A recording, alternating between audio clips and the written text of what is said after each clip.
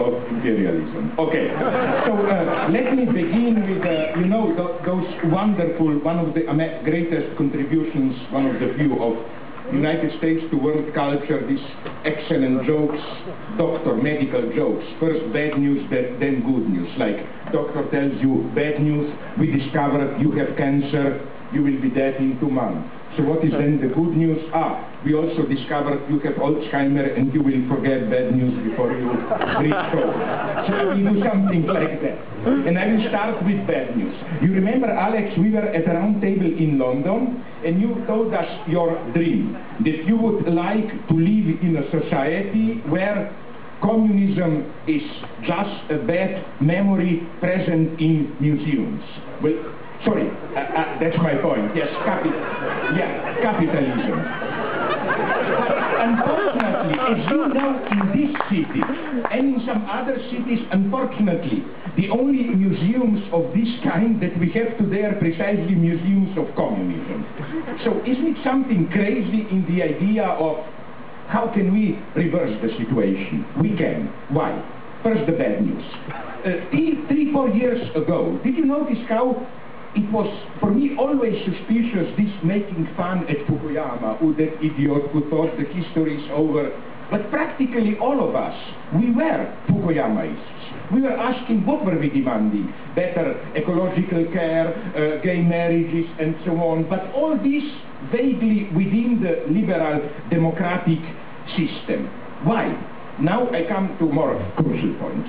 First, I claim that, as it was already hinted by you in a very nice way, apropos of that example of the states don't following their own rules, I claim economy, liberal economy, neoliberalism, we should always bear in mind this, is today not the reality, it's the ideology.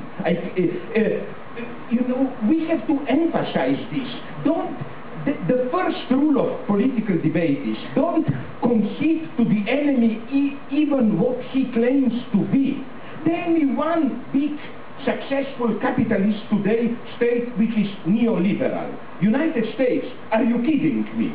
China, Singapore, in all of them, state intervenes brutally with incredible sums of money and so on. Who is today neoliberal? Maybe a little bit your idiot, not you, David Cameron, no, which is why United Kingdom is the slowest in catching up. Neoliberalism is an ideology meant to put pressure on others, especially on third world states, where neoliberalism brutally breaks their own rules. Years ago, I heard a wonderful report on CNN, even there is something good, of Mali. Their cotton industry is in ruins. And their minister said, look, United States are given more money to support their cotton farmers than the entire state budget of Mali. They said, we don't need socialist help. Just if United States were to obey a little bit their own liberal rules, it would be so. You see, again, neoliberalism is, and the same should go at all levels.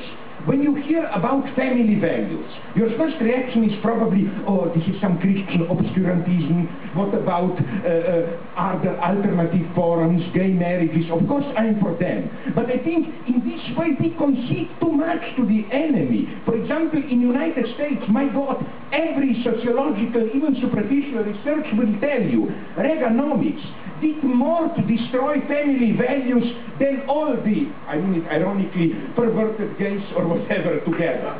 They don't deserve, don't give them. The same goes, now I make a step problematic for some of you, Judeo-Christian legacy. We like to feel guilty, we so-called European left, and we always have to say, yeah, European legacy, crime, colonialism.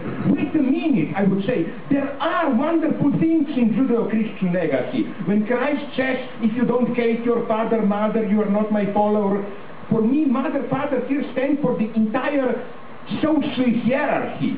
The idea of original Christianity is an egalitarian community outside hierarchic order is possible, and so on. So when we hear today a European legacy is threatened, No, don't say, yeah, but we were imperialists and so on. Say, who are you to speak about European legacy, about what is really great in European legacy, egalitarian tradition and so on. For me, Europe in which, I don't know, in Austria, Haider is in power, in France, Le Pen, that would have been the end of the true European legacy. Again, don't even give to the enemy, don't concede too much at the first point already. So, next point. What is difficult for me today with capitalism? Because, you know, capitalism is, as it were, tricky in its functioning of ideology. Because of this radical, let's call it a naturalization of economy as ideology, and we get it everywhere. Did you notice how education is more and more defined, that's the whole point of Bologna school reform, in the terms of a market operation? It's no longer at least the old honest bourgeois patriotism where you have your private interest but you go to school to learn universal value. No, education is becoming this always dynamic, private engagement, I want to pursue this career and so on and so on. It's education. The state itself is more and more sold to us as a neoliberal operation, like, you know, different parties are like companies offering us services and voting is like buying on the market. Even sex. I will not go into this direction, but did you notice how we are more and more returning to pre-modern tradition of arranged marriages only? It's not parents, it's agencies who are doing it, and what does this mean? Horrible things. Did you notice, for example, it's not a joke, did you notice how in the last James Bond film, Quantum of Solace, which is incidentally relatively left for Hollywood, James Bond basically saves Evo Morales regime in Bolivia, but did you notice James Bond where at the end there is no sex? Did you notice that in the lowest of today's popular culture, Dan Brown, no sex? Why? I think that today's hegemonic subjectivity is getting so narcissistic, and this can even be masked as political correctness, that even passionate love exposing to the other is considered risky. There was a marriage agency in the United States which had, I noticed it, an excellent publicity. They said, we will enable you to be in love without falling. Like, you know, the idea of falling in love, you are shocked, it's too much. Everything must be prearranged and so on and so on. Through, of course, marketing mechanisms. That's how you work with these marriage agencies and so on and so on.